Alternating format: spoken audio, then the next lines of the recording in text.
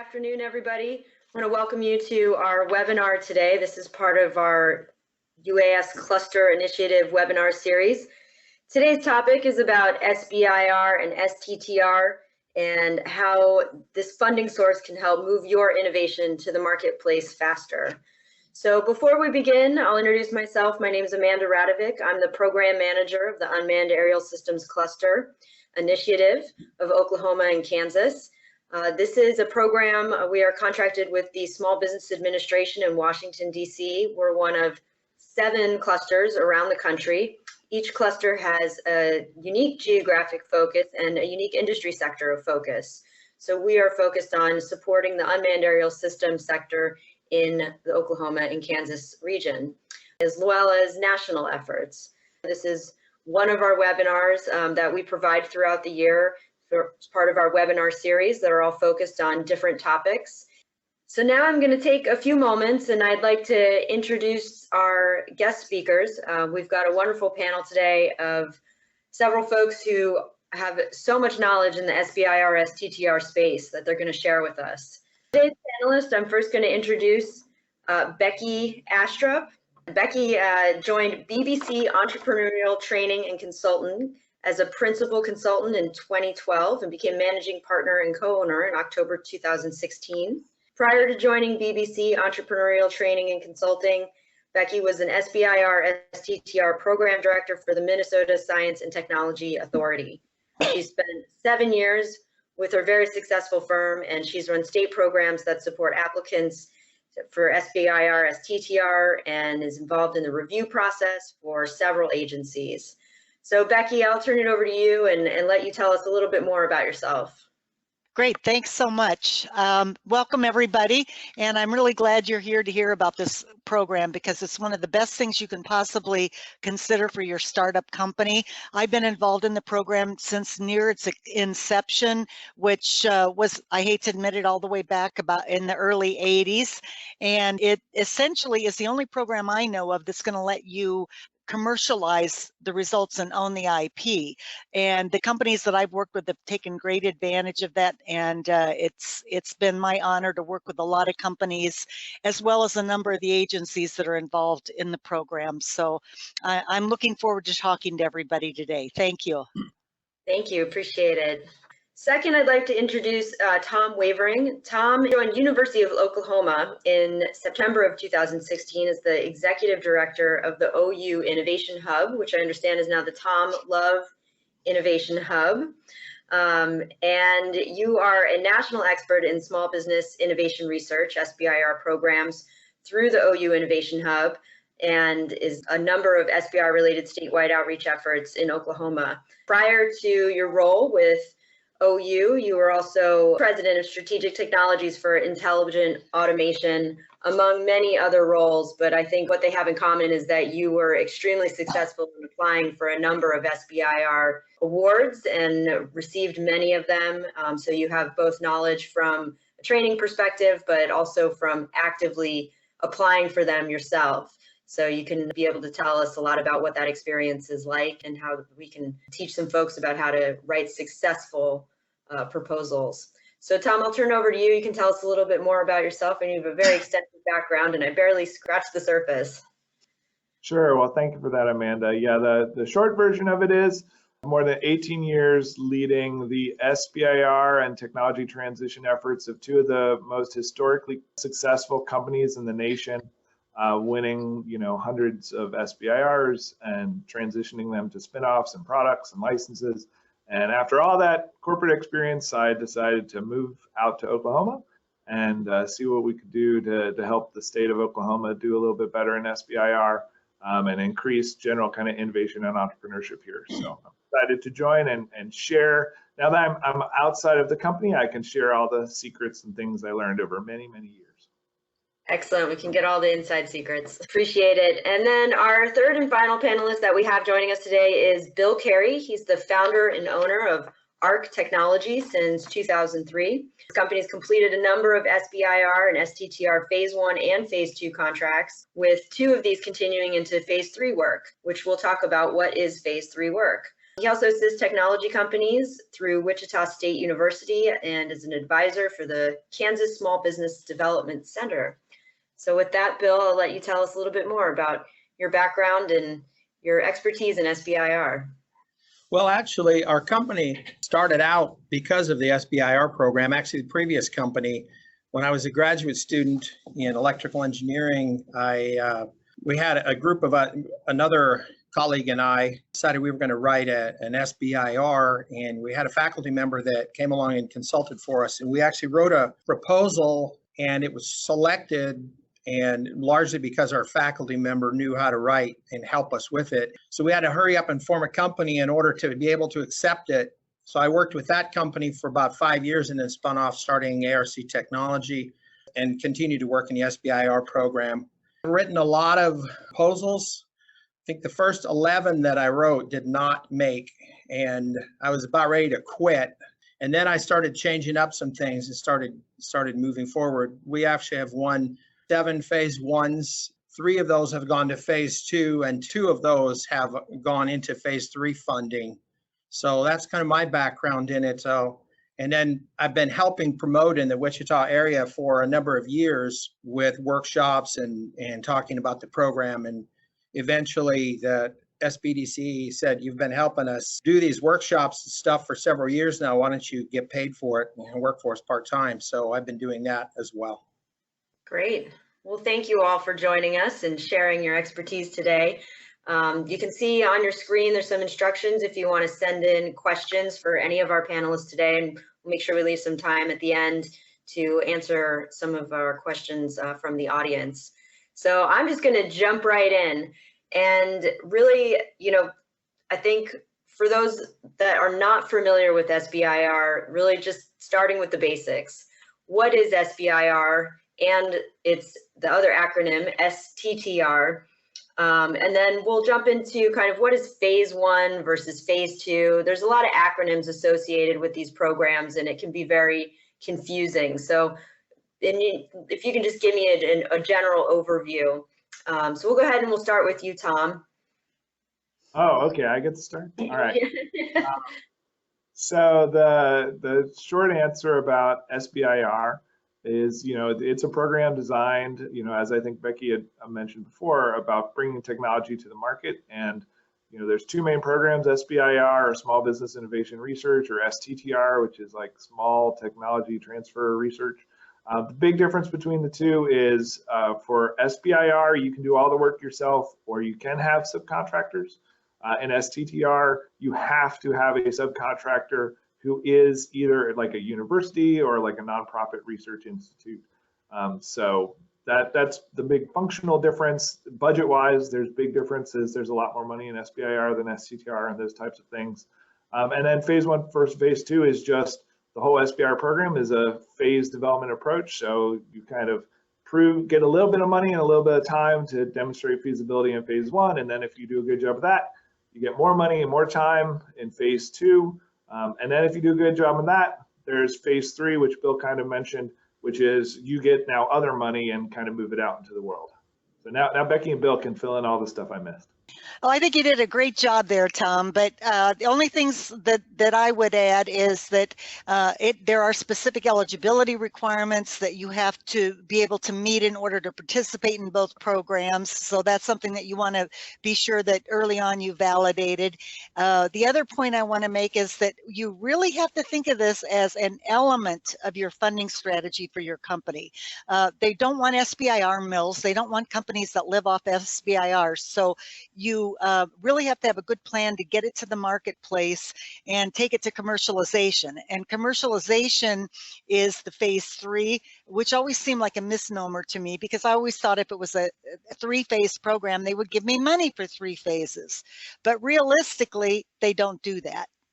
They're going to give you money for the first 2 phases to develop your technology, and then the phase 3, the funding has to come from outside of SBIR. So sorry, Amanda, I think I jumped ahead on you there, but no, not at all. So I mean, that's one of the questions that we often get is, do you have to be a company to apply for SBIR? And do you apply in succession? Do you have to apply for the phase 1 and then you can apply for phase 2? What's generally, how would you know what's appropriate for you? Yes, you do have to have a phase 1 to move on to a phase 2.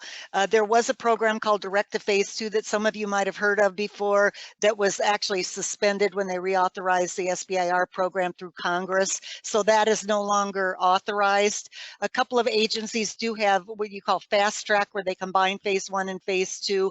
But for the most part, you have to go sequentially from phase 1 to phase 2 and then on to phase 3 commercialization. Great. So Bill, what is phase 3? So we've kind of touched on that. You have what qualifies you to apply for a phase 1 versus a phase 2 and a phase 3? If they're not providing financial support, or what level of support? If it's not financial, is it something else that they provide at phase 3? Well, I would just say, starting out with, in layman's terms, for those that have not very familiar with the program, I would say phase 1, you want to prove that the critical parameters of feasibility, not everything, but the most likely pieces that could fail, you want to pick those out, prove that. Phase 2, you demonstrate that you can actually do it. And what you want to accomplish in phase 2, very early on, in fact, even in phase 1, as Becky alluded to, is to make sure that this place has a home, a commercial home within. If it's for DoD, make sure that you know who your customer is. Phase 1 is your chance to get to know your customer. Phase 2 is your chance to prove that you can do the work and that you can solve some of their problems. And in our case, our customer actually chased down other money for us that was non-SBIR money because they wanted us to pursue it for them. It wasn't as scary as I thought it was going to be, and that doesn't necessarily always happen, but it did happen for us. So really, phase 1 and phase 2 is an opportunity to build a relationship with a potential long-term customer, or to find out from them where the home is for it, so you can start building those connections early on. And I would add, one of the great kind of opportunity and a great challenge of the SBIR program is that it kind of assumes all technology can be magically developed for about $1.1 to $1.5 million, whether it's paint or like a stealth airplane. And so think of the phases in the SBIR as just different levels of feasibility. So the first phase might be a prototype, it might be simulation, it might be a model, depending on how complex it is. Like in the case of UAS systems, it might be you have a simulation of how something could work. In phase 2, it still might not be, it's a fully developed system, and it's maybe I built a prototype there that's a little bit closer. And then phase 3, you might have more funding that's more kind of prototypes, and it could be a year away from commercialization, it could be 5 or 10 years away from commercialization. It all kind of depends on, SBIR funds very simple technologies and very complex ones, and so the path is kind of ever increasing levels of money, time, and greater and greater kind of maturity of the technology, de-risking the technology, getting you closer to where somebody wants to pay real money for it, or real investors want to invest in it. One thing I'd like to bring up, if I could, about phase 3 is that the agencies we've talked about so far are mostly contracting agencies, those that buy things. Then you have a whole group of the agencies that fund the program that are granting agencies, like National Institutes of Health, National Science Foundation, Department of Agriculture, that'll never be your phase 3 partner. They don't buy things. So they expect you to go out and figure out how to commercialize to the various marketplaces, whether it might be Department of Defense or one of those, or a hospital or any other entities. So it varies a little bit depending on the type of agency you're working with. And I would also add to what Becky was saying, even when your customer is contracting agencies, most of the time your customers are people on the research side of those contracting agencies. So you can't, so even in those cases, most of the time you still need to find the actual customers who actually want to buy it. If it's an Air Force project and it's UAS, and it's the people funding this is somebody at an Air Force research lab who does scientific research on UAVs, they're not necessarily the same as the acquisition program people. They might be, but they might not be. So there's always a burden on the company to find who your customer is. And that's a great point. So this is a wonderful slide that we have up that kind of outlines how much money you can get at each phase, how long each one lasts. So which agencies offer SBIR STTR programs? Because as you mentioned, some of them are providing these grants, if you will, so that they can develop these technologies for their own personal use or for the agency's use, whereas others, I know like the National Science Foundation, they create technologies or support technologies through this program that will be used primarily by the public. So which agencies have this program, and is there any kind of defining features from agency to agency? Like how would I know which one would be more appropriate? And I'll kind of go the opposite end here, but Bill, I'll start with you this time. Well, I would say to a large degree, there's quite a few different agencies involved, and you don't want to assume where your technology will fit, because sometimes it will fit under half of them at some level or more. But I would say a defining difference, as you dig into it, you hear this is a contracting agency or this is a granting agency. There's a big difference in the customer. Like for instance, and I can speak more from DoD side and from specifically MDA and the Army, and then also DOE, because that's who I've worked with. So DOE being outside of there, but DoD is a contracting agency. They have a problem. They want to solve that problem. They put out a solicitation. If they get a good solution to that problem, you may never see that solicitation again. DOE, NSF, and others, even NIH, although I don't have experience with them, they're trying to solve big problems. So, is water quality a problem this year? Yes. Will it be a problem next year, even with your solution? Yes. So there's a difference in the topics that continue to come up, and also the opportunity to come back and revise it. If you're not selected, you get feedback, and you can resubmit to some of the granting agencies, whereas DoD, you either get it or you don't get it, and you probably won't get a second shot at submitting to it. So that's one difference. So Becky, I'll ask you this, because it may apply to different agencies. Are the solicitation cycles the same? Would you apply for multiple programs if you think that the technology might apply or that the solicitations seem to be somewhat of a fit? Or is it in one place, and if you submit an application, it would go to all the agencies, to all the appropriate solicitations? How does that work? Unfortunately, as I think Tom mentioned, you have to find a home for your particular technology. You have to find somebody willing to commit their funding to solve a problem using your kind of technology. So there isn't one standard solicitation. They all have their own schedule. They have their own way and locations of putting out the information, the solicitations. Some call them broad agency announcements. Some call them parent announcements. NIH calls it the omnibus announcements. So they even have their own terminology. One central point that I would suggest everybody take a look at is SBIR.gov, which is the SBA's official site for the SBIR program. And that does aggregate, so you can get to the microsites of all these agencies that are shown here on this slide. And you really need to look at the agency side in there to find out when they come out. So for example, Department of Defense, the Health and Human Services, which is NIH, they come out 3 times a year. You have 3 opportunities to submit. On the other hand, USDA and NASA only come out once a year. So you really have to be aware when they come out, because if you just miss that NASA solicitation, you have to wait a whole year to have anything to submit to. So you have to really be familiar with each individual agency. They have a lot of latitude and under the umbrella SBIR program, how they run their program, and they take full advantage of it. So you have to be well aware of what they do and follow their rules and their timing. So Tom, you've applied for a lot of SBIRs. How did you manage the process? I imagine you were looking at trying to find the correct solicitations and tracking them, and probably submitting the same, or similar application to multiple agencies. How did you manage that process? So a couple of things, kind of referencing what Bill mentioned and Becky mentioned. The really big fundamental question is, some of the agencies basically will fund anything relative to what they're interested in if you can make a good case, right? So that's NIH, that's folks like, the Department of Energy, National Science Foundation, et cetera. And then other people will say, I want this widget, or I want this material. And that's the DoD's, that's the NASA's, Department of Homeland Security, Department of Transportation, et cetera.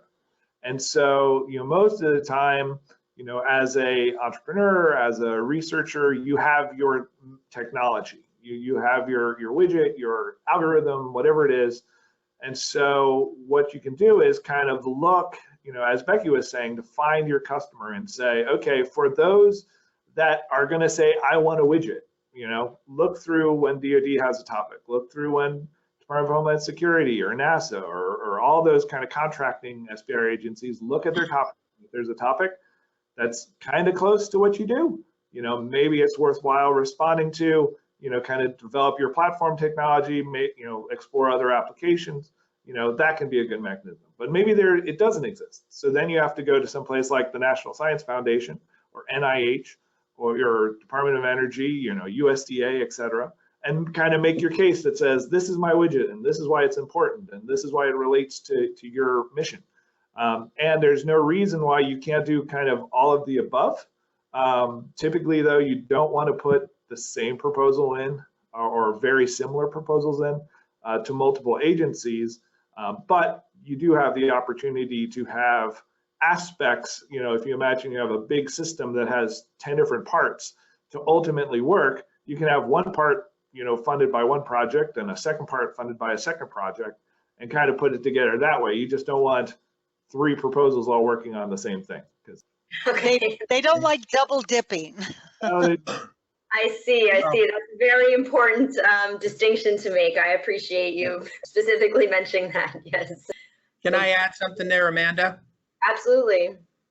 Yeah, that's very important. One of the things we try and do is look at, are there a couple of different paths to solving a similar problem for us if we want to commercialize in a direction. We try not to submit the same proposal. We try and submit a different work plan that is enough different that I could sign contract on either one or both. And my goals, my company's goals, might be able to be solved or at least partially fulfilled by parts of either one, and yet they are distinctly different. And maybe the prototype that I build would be, one of them would be for a specific application for the Army, and another one might be a specific application for a water treatment process for Department of Energy or something like that. So you can plan ahead a little bit, and you just have to be really careful though that you wouldn't be double dipping, as Becky said. That can get you in a lot of trouble. Okay, so you just have to make sure you're being thoughtful about the process. And open. If you say you're going to submit a proposal, I've already submitted a similar proposal, but here's why it's different. So explain that in your proposal. So if anybody tries to say, well, this is the same thing, no, it's not, and I already told you why. Okay, so that level of transparency. Mm-hmm. Right. So, we kind of have defined now what SBIR is and which agencies offer it, but sometimes there's just a basic question of SBIR STTR is one of many funding sources. And it does take a lot of work to both, identify the correct agency, complete the applications, fill the requirements. So what makes the SBIR funds special? They've been around for a very long time. It's a really critical piece of commercialization in the United States. What makes it so special? So Becky, I'll start with you. If you can tell us sort of from your perspective. Well, people always call this free money, but I'll tell you, it's the hardest free money you'll ever work for. But it is free to the extent that you don't have to pay it back. You don't give up any equity in your company, so it's non-dilutive in that regard. The other advantage is most of you out there, I tell people the thing I love about what I do is the people I work with, they really are rocket scientists. They really are brain surgeons. And that it makes it a lot of fun. but a lot of times they're proposing things that are at the very high end of the technical spectrum that takes great sophistication to understand. And because it goes through peer review, they have a better chance of the reviewers understanding what they're doing than they might with, say, a venture capitalist or an angel investor who may not understand their technology. And it's also, if you are interested in getting additional investment moving forward, it's a tremendous validation of your technology for the VCs or corporate partners that you might be working with, because you've been through that process. They see it's been vetted and you've got a lot of credibility in it as well. The other thing is that this is one of the few things that will fund technology risk. So you want to get across that valley of death to the other side where you're commercially viable. And investors will always say to you, come back when? Come back when you have your prototype, when you have your patent, when you have your first product. So these people will actually fund you over that risky period when the others won't fund you. So that's one of the greatest things about it, is they're willing to take on the technical risks that other investments won't take on and let you do those exciting brain surgery and rocket science things that you guys all do. So Tom, I mean, in your experience, because you were with a company who used SBIR as somewhat of a strategy, I would say, what was the benefit, or how was it determined that SBIR was a good source of funding, enough that you kind of continued to do that when you had new innovations? Sure. Well, it's other people's money, which is always a good source of money. But I think the really key thing, you know, and Becky touched on it, is it's for higher risk, you know, ideas and concepts. And so what it allows you is kind of time and resources to explore things that, you know, nobody else would kind of necessarily invest in at that point. And so like we would use it as a company, for example, we would work with university researchers who would always have some great idea and maybe they patented it and they'd always think, oh, it is like ready for everybody in the world to use. And we as a company would look at it and say, well, it's interesting, but it's not quite ready, you know, so we're not ready to license it yet. But through something like SBIR, we could have this collaboration that said, okay, well, let's partner with you. And we will, you know, partner with your, you know, the researcher and their grad students. We'll work on this together. We'll learn about the technology. We'll learn about you. You'll learn about the technology. You'll learn about us and our capabilities. And then together we could kind of mature the technology, you know, go through phase 1, phase 2, maybe multiple phase 1s, phase 2s, and get the technology to the point where it's like, okay, now we really see what the market is. We understand what the value proposition is. You know, we can go make a spin-off company and we'll hire the grad student and you'll go to the spin-off company and we'll license the technology and then we can go get VC and we can do all that. But sometimes that takes, you know, years, or that takes time. And so you just can't kind of short circuit that cycle. And so SBIR is a really good resource for doing those things, or even just like, you know, the crazy ideas. You know, you have this crazy idea and you need more money than friends and family, but you haven't validated it to the point that you're going to convince some angel investor or even a venture capitalist to actually put money behind it. And so that's where SBIR can be a tremendous resource. So it's interesting because it's a tremendous resource for a very early stage, which there is not a lot out there for, as you say, risk and early stage technology development, yet a company that is a large company generating lots of revenue, who's very far along, if they, like you're saying, if they have a risky technology that they'd like to develop, it doesn't preclude them from applying for SBIR. It depends on how large. If you're less than 500 employees and you are more than 50% owned by individuals, you can apply for an SBIR contract. And so thing that we haven't really talked about is why not SBIR? And, you know, typically one of the reasons would be timing. Compared to other money, SBIR has all these gates you have to go through, and it, you know, you've worked sometimes at the pace of government contracting, which isn't always as fast as a company would like it to be. So typically, you know, it can take more time to get the money. So if you're doing like an early stage technology, that time doesn't really hurt you, so that's fine. If you're in a company and you're trying to develop a new product and it's something that you have on your product roadmap, you know, 5 years out from now, you want to have this thing, it can be a great resource again there, because it's like, all right, I can plan into the future and that, you know, we'll have this technology, you know, by that point. So the thing with SBIR is understanding, those time elements and just making sure that either A, you're so desperate you don't care because it's the only money you're going to get, or use it more strategically to say, okay, this is where I want to be in 3 years, 4 years, 5 years, 10 years. And here's, like Bill was saying, here's how I can build this map of all these different programs I can use with this SBIR, other people's money, et cetera, to get where I need to go. I would add to that too, just a nuance that I found in our company. The SBIR STTR is an opportunity, if you're judicious about it, to leverage a way to start talking to potential future customers without asking them for money. For instance, going to different engineering conferences over the years, I've gotten to know people at various prime defense contractors. And some of those people, when I'm looking at proposing something, I already know they're interested in the technology I'm working on. So I call them up and say, hey, would you be interested in writing a support letter for phase 1? And if this goes to phase 2, I want to write you into the contract for some help. And we've done that. I mean, at one point, one of our contracts we just finished, we actually wrote in a major defense contractor to go in and evaluate the technology that we were working on in phase 2 to see where it fit best for the systems they were already building for MDA. And then we were going to submit that along with our phase 2 final report to MDA. This is where your contractor says it fits into your technology that you're already buying from them. And so it was a great way, and they actually got paid to help us out. And I really don't think we would have probably gotten that phase 2 without that. That is an excellent point, Bill. Again, kind of the idea of other people's money applies to those big companies too. If they're working on some big DoD program, all that money is already allocated. They already know what they're spending, what they're going to do it on.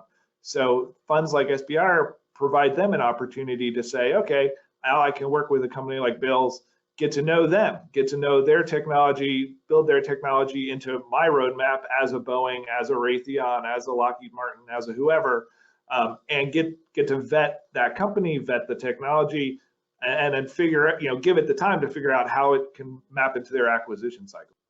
Great, it's great information.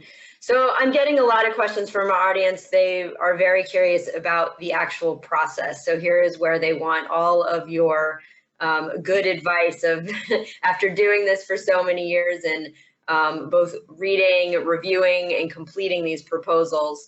So, I mean, this is a great question. Where do you start? So you're considering writing a proposal for the first time. You've identified a solicitation from an agency, and you're gonna get your free money. Where do you even begin? Tom, I'll start with you if you want to jump in, or whoever wants to go first. And I'll make sure to give plenty of time because this is a topic that I know our audience is very curious about. Well, I can tell you from our experience as a company, we've developed kind of a process to go through, and different aspects of it we try to be judicious about. First thing I would say for somebody who's never done this before, start out and make sure that you fit the qualifications of a small company, which you probably do. Then I would say skip all the other directions, go straight to the solicitations, get a cup of coffee, have a block of time, kick your feet up, go sit in front of a fire, and start dreaming and saying, how would any of the directions we want to go as a company fit into these things, and start reading them. And if I read the title and I can't even pronounce the words in it, it's a good chance I probably should go on. And then I'll start reading the objective and go from there. And at any point when I feel like this is not even close, I would dump it. But I would say in our company, you got to be careful about that. In one case, we had a set of solicitations I had gone through and I had ignored them. And a colleague of mine called me from a university and he said, hey, do you want to work together on a proposal for this one topic? And he said, did you read that topic? And I said, yeah, I didn't see anything there. And he said, well, we were thinking of doing this. Well, we're working, it was a problem that we could solve with a high voltage short pulse technique, but you'd never find that in any searches because it was a topic where they were trying to generate a sense of feeling, a haptic sense inside of a training simulator when explosions go off. there's no mention of high voltage, there's no mention of capacitors, there's no mention of anything pulse power, because they aren't looking for a specific solution. You had to find it, you had to see it. You see your company buried into the need. And we ended up taking that in through phase 2, working together with the university on that. So I would say that's where I would start out, come back and share a few other things. Yeah, so Becky, I mean, how much time should I set aside to complete a solicitation? So if I find one to actually complete the application. Okay, it's somewhat predicated on your being ready to submit. So hopefully you have found the solicitation at the point that you can. You've talked to the technical point of contact or the program director, validated they're interested. You have all of those silly registrations done that you have to have done before you can submit a proposal. And then starting at that point until you submit, at a wild guess, for most people, it's going to take about 100 hours.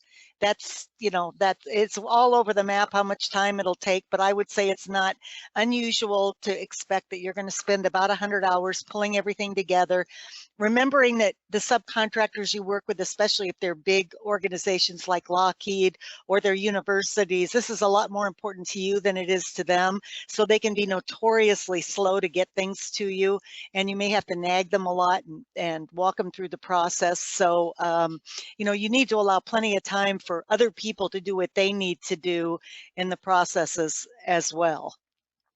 That's a great point. So it sounds like there's the actual identifying of the solicitation, which is a whole process within itself. Then once you do, then it's kind of the prep work where you're in communication with the agency about the solicitation, and then setting yourself up to actually begin filling out the application. So Tom, tell us a little bit about, you know, kind of your experience. Where do you start? I would start different places depending who I was. So, you know, if you are on this webinar and you are a university researcher and you've done anything in life sciences, health related at all, and you've ever gotten academic grant funding from somebody like NIH, then the place you start is NIH SBIR, because it's going to look, feel like things you're used to. A little different, but there's a lot of similarity there. So that's like start there.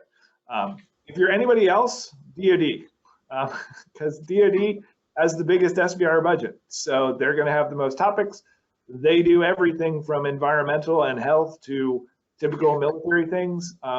So they're a great place to look for topics. If you looked at all those DoD topics, which come out 3 times a year, the one solicitation just ended, I think, today, and there'll be new topics out in another month or two.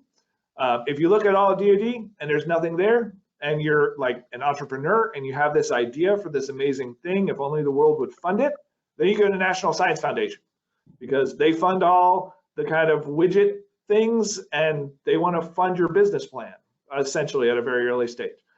Other than that, you know, I would start with whoever you think would fund it. Like if it's an agriculture technology, go to USDA. If it's related to weather, you go to NOAA. If it's transportation and roads, go to DOT. So do kind of a high level, you know, yes, as Bill mentioned, there's tons of people that fund similar things. And so as you get comfortable, you'll find all these other opportunities, but it is super overwhelming. They're all slightly different. They all have their own nuances. They all have their own strategies. So I would just try to pick, you know, one of those 3, either NIH or DoD, because they typically have the 2 biggest budgets by far. And then NSF, because they're a good kind of catch-all for anything kind of engineering, tech, you know, entrepreneur move forward. And everything else, you know, kind of get to that as you get more familiar with the whole process. Did you find that it was helpful if you had, you know, developed relationships with the agency representatives? Was that something that you felt was required or was helpful during the process? Absolutely.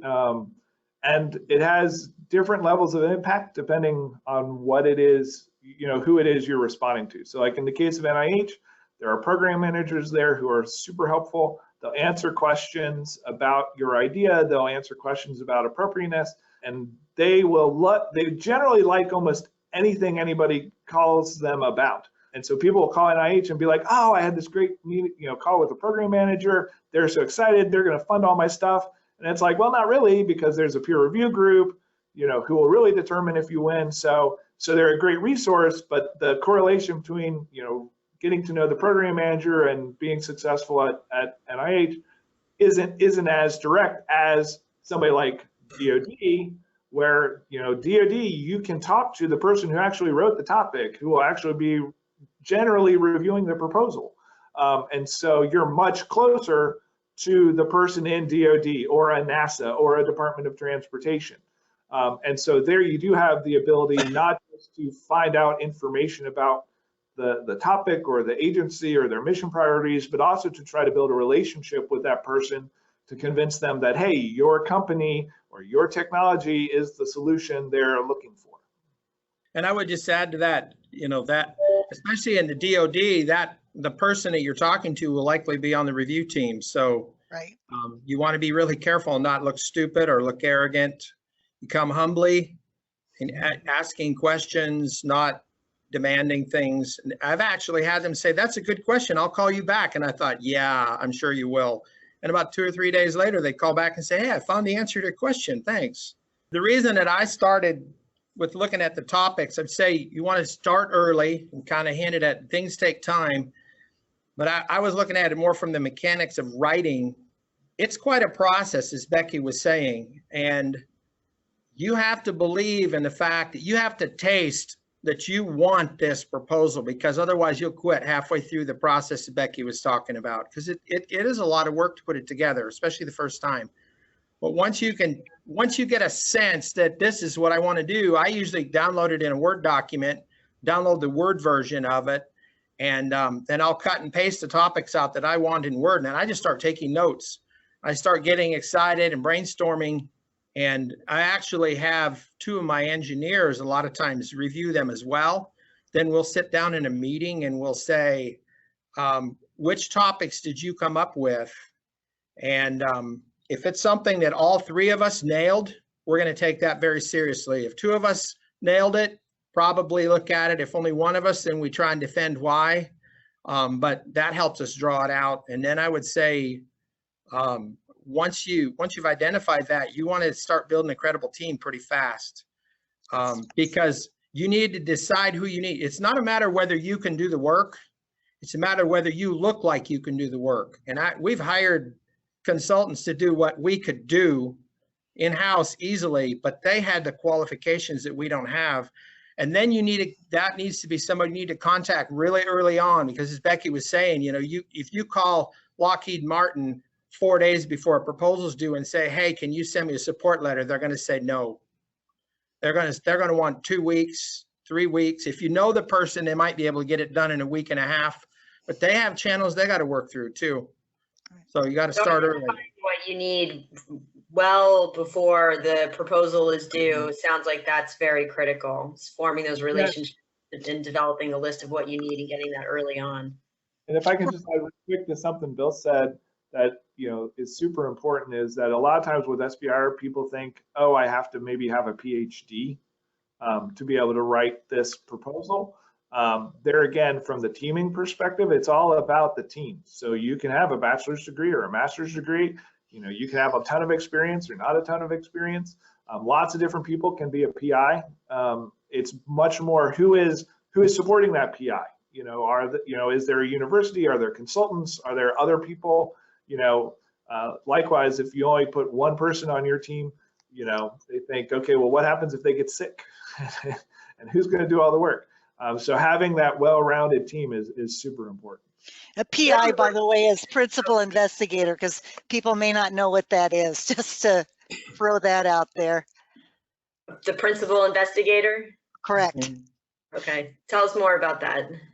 Okay, the PI is the person that is the most technically capable to lead the project and who has some skill in the state of the art of the science that they're dealing with. And like Tom was alluding, they don't necessarily have to be the most qualified human being on the planet. What you want to do is figure out where their gaps are for completing the project and then fill the team in with consultants, subcontractors, and other employees that augment those skills.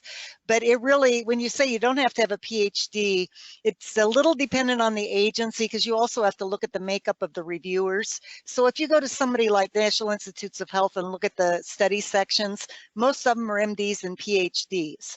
So you have to be really careful if you don't have that kind of credential as a PI, because they think you should, that you really have augmented the team and made a clear point how the PI is great at pulling all these people together and getting them to work together. That's where their skill is. And but some agencies are much pickier, even though they will tell you you don't have to have it, at least in my experience. Somebody had sent us the question earlier, can you have subcontractors, and do you find that that's helpful? Is that, talk about building your team, do you need to have subcontractors if you have already identified that you've got a gap? You can have subcontractors in either program. Under SBIR, the small business has to do 2/3 of the work based on dollars. In company-controlled research facilities capable of doing the work that you're proposing to do. But you can augment that. Let's say you want to do animal studies, or you need to do some kind of a rocket study, and obviously you're not going to be able to fire off a rocket, then you can work with subcontractors that fill those gaps. Subcontractors are going to do work in their facility scientifically. They're going to have a key person on the project whose name you're relying on. And you can also bring in consultants who are applying more, I would say, advice and brain power, who also have credentials. So you can fill in that 1/3 that way. If you're doing STTR, it's a little more complicated. The company still has to do 40%. The university or subcontractor must do at least 30%, and the remainder can be done by the company, the subcontractor, or anybody else. So it's, again, that just gives you a little flavor of the complications and all these rules. Okay, so there are some parameters. There are parameters, but they acknowledge, hey, you guys are little bitty companies in many cases. You're just getting going. You don't have everything that you need to do this project, so we're going to let you use the skills that you need. And I think that's one of the other things that I would throw in are great about this particular program. I would add too, one of the things that I've found when we're doing that, I almost always include some subcontractor, some consultant, because there's always some aspect that we really would like to bolster, and it makes a stronger proposal. It also builds for the future and teaming with those people in the future as well. But you need to be careful what you're asking them to do, and you delineate it in the work plan. Make sure that you're not giving away what you consider to be the most precious commodities of your intellectual property. See if there's aspects that you can do. Like, for instance, we had a university working with us, and we were designing a system, but they were actually building some semiconductor components that went into them based on our specifications. And there's no way we can do that in our company, but they don't really know all the details of why we wanted them the way we want them either. So we protected ourselves and yet included them. And I would also say, when you include like a university, or especially universities, be careful to delineate ahead of time. Universities have a different game plan than businesses. They want to publish, and they want to disseminate information, and they want to graduate students. And so you want to get the job done quietly, efficiently, fast. And that is not necessarily the university way. It's nothing wrong, it's just different. And so make sure your timelines are early for the university, and to make sure that you don't have requirements that, make sure that they don't have foreign nationals working on it that might be against what the solicitation would allow. We ran into that once. And the other thing I throw into that is be very clear about the intellectual property. If you're bringing intellectual property out of a university because you developed it there, you have to assume that they own it. So you've got to be sure that you have the right to use the technology. And also, if they're working with you on a project, there's a chance of something inventive being done. So you have to be clear ahead of time about how you're going to allocate that intellectual property, because the agency wants to be sure that the company at least has access to it, or they can't commercialize it. They just wasted their money. So those are a couple of IP issues that are really important to deal with universities as well. Yeah, I'd say the one thing I was going to add was that I think a lot of people think about consultants and subcontractors from the technical perspective. Who do I need to do something technically for my project? But also think about them from kind of that transition, commercialization, path planning perspective. Bill mentioned, being able to partner with a Lockheed Martin or somebody like that.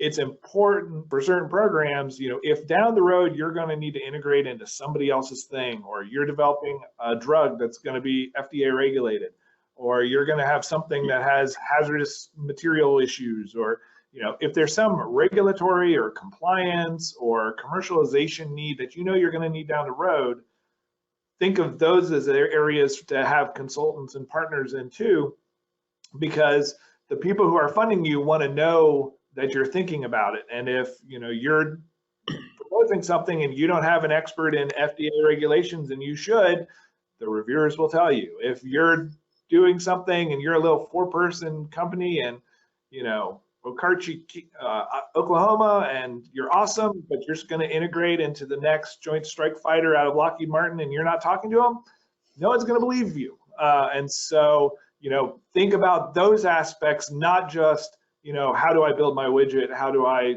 develop my technology? So we have about 5 minutes left, but I think we could have an entire webinar on just the writing process, the technical components of writing an SBIR. So I'm glad that we got to cover SBIR, sort of a great overview today. So I'll just kind of go around really quick, and if there was one thing that either would make a proposal successful or just torpedo the whole thing, what would that be from your perspective and your experiences? I would say from my experience, explain on the first page and a half, what it is you're trying to do and why. Don't make them dig for 5 or 6 or 7 pages to find it. Be very upfront about what you're trying to accomplish, how it solves their problem, why they need it. I would say that following the instructions to a T and understanding the review criteria, because you got to get past those reviewers. And if you, when you write, if you have headings that relate to all the review criteria that they have to score you on, that's going to make it easier to navigate. If they look at your proposal and it's hard to read, it's not well written, then it's going to go in the bottom of their pile. And I'm doing 16 reviews between now and the end of the week, and I can tell you which ones go in the bottom of my pile are the ones that don't follow the directions, the ones that don't tell me what I need to know to do the review. So understand the review process. I do remember that from my experiences, the headings, it was critical to have it very clear. So it sounds like a small detail, but it's those details that could make or break a proposal. You're absolutely right. Yeah. All right, so mine is, I guess, kind of a combination of what Becky and Bill said, but in a slightly different higher level perspective is know your customer. It's like business 101, it's proposal 101. If you're writing a proposal to somebody in the Air Force who has a need, understand that need, understand that customer, research the other things that they've researched, looked at other programs they've worked on, know it intimately. If you're writing a proposal to NIH, as Becky said, those review panels are PhDs. They're also public, so you can see, what their research is, what their background is, so you can tailor what you write to your customer. And for every agency, it's a different customer. Every agency, it's different people who are going to care. It's different people at different levels. Bill was saying, don't make them read 20 pages.